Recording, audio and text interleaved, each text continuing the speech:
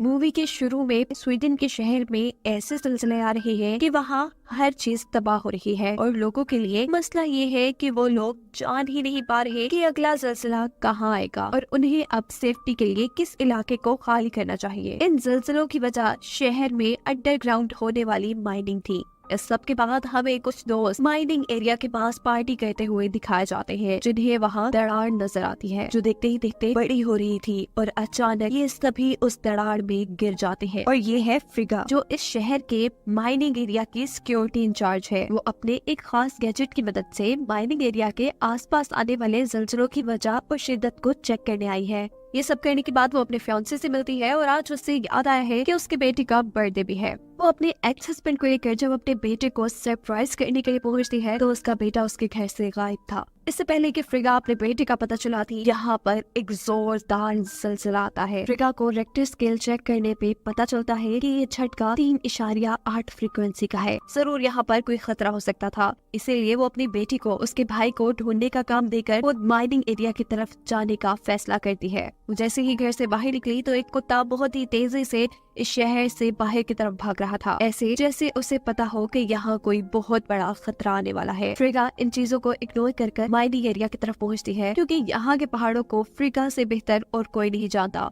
वो काफी अरसे से यहाँ की सिक्योरिटी इंचार्ज है। माइंस के अंदर इस वक्त 108 वर्कर फंसे हुए थे, जिन्हें बाहर निकालने का काम शुरू हो चुका था, लेकिन वो फिर भी खुद माइंस के अंदर होने वाले धमाके की जांच करने के लिए माइंस के अंदर जाने का फैसला करती है। उसके साथ उसका एक्स हस्बैंड भी अंदर जा रहा था, क्योंकि वो इस माइनिंग का इंचार्ज था। 520 मीटर अंदर जाने के बाद फ्रिगा पहाड़ों को खटखटाकर उन पे हुए नुकसान का पता चलाने की कोशिश करती है और उसे ड्रोन कैमरास की मदद से ये पता चलता है कि लगातार ब्लास्ट की वजह से पहाड़ों की ऊपरी सतह भी बहुत ज्यादा कमजोर हो चुकी है। इस बात को कंफर्म करने के लिए वो हथौड़ी से पहाड़ों की दीवारों के ऊपर हल्की हल्की चोट देती है और अचानक हल्की सी चोट से ही वहाँ काफी सारे पत्थर टूट जाते हैं और अंदर की तरफ उन्हें खोखला इलाका दिखाई देता है और ये सच में काफी खतरनाक हो सकता था। दूसरी तरफ फ्रिगा की बेटी अपने भाई को ढूंढ रही थी। उसे अपने दोस्तों से पता चलता है कि वो पार्टी करने के लिए कुछ देर पहले माइनिंग एरिया की तरफ देखा गया था। माइंस के अंदर उस खोखले इलाके की जांच करते हुए फ्रिगा ये नोटिस करती है कि वो एरिया 1.5 किलोमीटर लंबा है और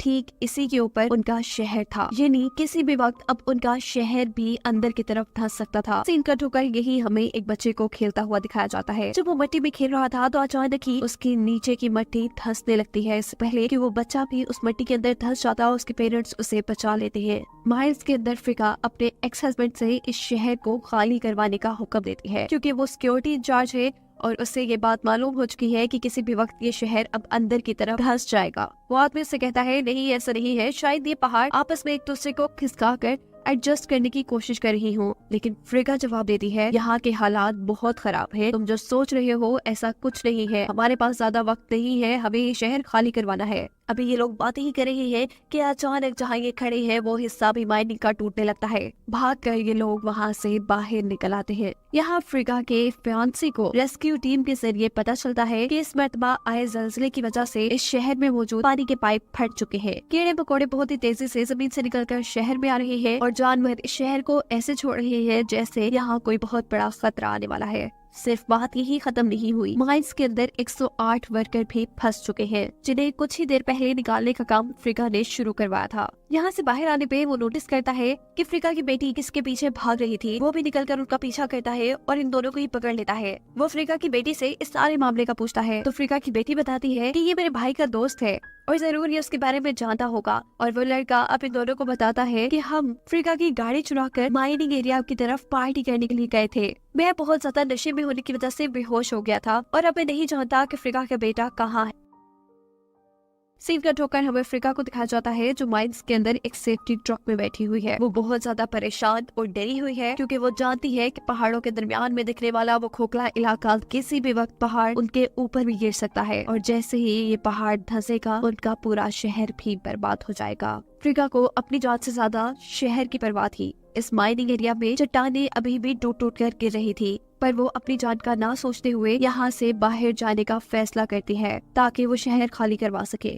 पर जल्द ही उनको ये पता चलता है कि उनके बाहर जाने का रास्ता बंद हो चुका है, लेकिन ये हार नहीं मानते और एक दूसरा रास्ता तलाश करने लग जाते हैं। काफी चलने के बाद अफसोस की बात ये थी कि वो दूसरा रास्ता भी इन्हें बंद मिला था। अफ्रीका को यहाँ छोटी चट्टानों के दरमियान एक सुराख नजर आया था। वो इसी सुराख को रास्ता समझते हुए यहाँ से निकलने का फैसला करती है। छोटे छोटे पत्थरों को हटाते हुए वो आखिरकार यहाँ से बाहर निकल आई थी और अब बारी थी उसके एक्स हस्बैंड की, जिसे इतने छोटे तंग इलाके से निकलने में काफी मुश्किल हो रही थी। अफ्रीका को ना चाहते हुए भी उसे सर पे हथौड़ी मारकर बेहोश करना पड़ता है, जिसके बाद वो खींच के उसे वहाँ से बाहर निकाल लेती है। इसके बाद काफी सारे अफ्रीका के कुलीग बाहर आ चुके थे और अब बारी थी अफ्रीका के आखिरी कुलीग की, जो जब उस छोटे से सुराख से बाहर निकलने की कोशिश करती है तो उसका पाँव छोटी चट्टानों में फंस जाता है। अफ्रीका और उसे बहुत खींचने की कोशिश करती है, पर दोबारा चट्टानें हिलती है और छोटी छोटी चट्टानें उस लड़की के ऊपर गिर जाती है और ऐसे वो लड़की वहीं पर मर जाती है। सीन कट होकर अफ्रीका के फियांसी और उसकी बेटी को दिखाया जाता है, जो उसके बेटे को ढूंढने के लिए माइनिंग एरिया की तरफ आ चुके थे, जहाँ पर मूवी के स्टार्ट में बच्चे पार्टी कर रहे थे। यहाँ पर एक बड़ी दरार भी देखी गई थी, जिसके अंदर से उन्हें किसी के फोन के बजने की आवाज आती है। ये लोग अंदर की तरफ देखते हैं, वहाँ एक फोन बज रहा था और एक बच्चा भी था। अफ्रीका की बेटी जब अपने भाई को कॉल करती है तो उसका फोन दरार में नहीं बजता, जिसका मतलब है कि उसका भाई दरार में नहीं है। यहाँ अफ्रीका माइंड से बाहर निकलने के बावजूद भी एक बहुत गहरे सदमे में थी, क्योंकि अभी अभी उसने अपनी बहुत ही प्यारी दोस्त, अपनी कलीग को खो दिया था। फाइनली ये लोग इस माइंड से बाहर आते हैं और अफ्रीका को उसकी बेटी की कॉल आती है, जिसमें वो बता रही है कि वो माइंस के पहाड़ों के ऊपर की तरफ है, जहाँ पर उसका बेटा पार्टी करने के लिए आया था। हो सकता है कि वो यही कहीं हो। उसकी बातें सुनने के बाद अफ्रीका उसे कहती है, अब शहर की तरफ ना जाना, क्योंकि शहर किसी भी वक्त धंस सकता है। हो सके तो तुम उस शहर से दूर चली जाओ। शहर के अंदर अफ्रीका के हुक्म पर वार्निंग अलार्म बजा दिए गए थे। अलार्म बजते ही शहर में अफरा तफरी मचना शुरू हो जाती है। सभी लोग सड़कों पे निकल आए थे और किसी को भी ये मालूम नहीं था कि आगे क्या होने वाला है। उनके देखते ही देखते यहाँ एक सड़क के अंदर भी बहुत बड़ी दरार आ जाती है। अफ्रीका की कार भी उसके अंदर फंस जाती है, जबकि लोग यहाँ हक बक खड़े रह जाते हैं। अफ्रीका और उसका एक्स हस्बैंड लोगों को चीख चीख कर इस शहर से दूर भाग जाने को कह रहे थे अपनी जान बचाने के लिए, पर कोई भी उनकी बात सुन नहीं रहा था। कुछ ही सेकंड पे सड़क पे आई दरार और भी ज्यादा बढ़ जाती है। इसके अंदर अफ्रीका की बेटी भी थी। अफ्रीका का फियांसी वक्त रहते ही उसकी बेटी को अंदर से बचा लेता है और दूर खड़ी अफ्रीका देखती है कि माइल्स के पहाड़ अंदर की तरफ धंसने लग गए हैं। इस सभी चीज को कुछ ही सेकंड गुजरते हैं और सारा शहर जमीन के अंदर धंसने लग जाता है। पूरे शहर में पहाड़ों की टूटने की डस्ट धुएं की तरह फैल जाती है और देखते ही देखते शहर के बहुत से लोग इस तबाही में मारे जाते हैं, जिसकी वजह से अफ्रीका और यहाँ बचे सभी लोग सदमे में आ चुके थे। जख्मी लोगों को हॉस्पिटल पहुंचाया जाता है। अफ्रीका भी इस टाइप हॉस्पिटल में ही थी, जहां पर उसे उसकी बेटे की दोस्त बताती है कि उसका बेटा आखिरी पार्टी करने के लिए माइल्स के करीब स्कूल में गया था, पता करें शायद वो आपको मिल जाए। बिना कुछ सोचे समझे अफ्रीका अपनी पूरी फैमिली को लेकर स्कूल पहुंच जाती है, जहाँ वो पूरी तरह तबाह हो चुका था। उन्हें यहाँ डर भी लग रहा था कि शायद उसका बेटा मर सकता है, लेकिन वो एक मरतबा चेक जरूर करते हैं। थोड़ा आगे जाने पर एक जख्मी लड़की के साथ उनके बेटे की आवाज उन्हें सुनाई देती है। अफ्रीका के बेटा अब उसके सामने नीचे रूम में एक बेसमेंट में गिरा हुआ था, क्योंकि उसके ऊपर से छत गिर चुकी थी। अफ्रीका सबसे पहले जख्मी लड़की को बचाने के लिए एक रस्सी उन्हें देती है। यहाँ पर अफ्रीका की फैमिली भी आ जाती है और अफ्रीका उन्हें ज्यादा आगे आने से मना करती है, क्योंकि वो जानती है कि यहाँ की जमीन बहुत ज्यादा कमजोर हो चुकी है और इसके नीचे एक बहुत बड़ा खला भी है, बिल्कुल वैसा ही खला जो उसने पहाड़ों के अंदर देखा है। इससे पहले कि अफ्रीका यहाँ पर उस जख्मी लड़की को बचा लेती, अफ्रीका की आंखों के सामने वो लड़की मर जाती है और अब अफ्रीका अपने बेटे को बचाने के लिए एक पाइप के जरिए उस दरार के अंदर आती है। इससे पहले कि वो अपने बेटे को बचाती, यहाँ वो हिलती है और एक सरिया जोर से उसकी टांग के अंदर घुस जाता है।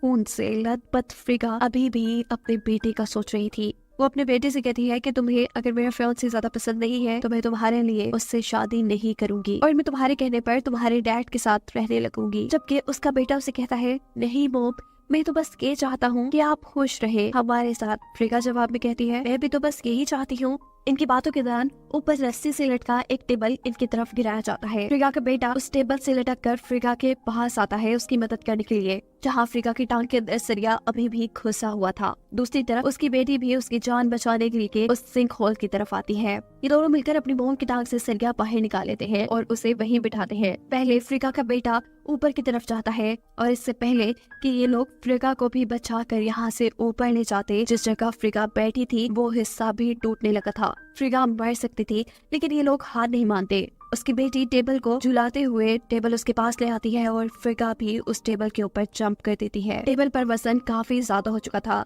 जिस केबल से उन्होंने ये टेबल लटकाया हुआ था, फ्रिगा का हस्बैंड फ्रिगा को बचाने के लिए वो केबल पकड़ लेता है। इस केबल के अंदर करंट था जो फ्रिगा के हस्बैंड को लग जाता है और करंट के लगने की वजह से वो वहीं मर जाता है। जाते जाते वो फ्रिगा के फियांसे से कहकर गया था कि मेरे बच्चों का जिंदगी भर ख्याल रखना। जिसके बाद हमें दिखाया जाता है कि यहाँ रेस्क्यू वाले भी पहुंच चुके हैं जो इन सभी लोगों को यहाँ से रेस्क्यू कर लेते हैं। पर ये लोग इस हादसे को, इस दिन को कभी नहीं भूल पाएंगे और इस सब को दिखाते हुए ये कहानी यहाँ खत्म हो जाती है।